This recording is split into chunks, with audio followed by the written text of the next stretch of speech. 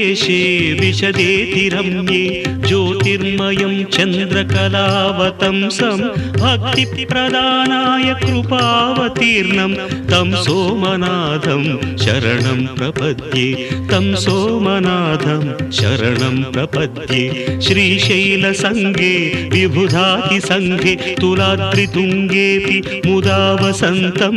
तमर्जुनं मल्लिकापूर्वमेकं नमामि संसार समुद्रसेतुं नमामि संसार समुद्रसेतुम्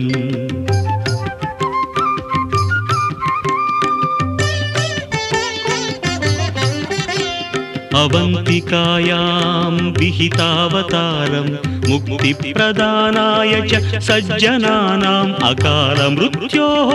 परिरक्षणार्थं वन्दे महाकाल महासुरेशं वन्दे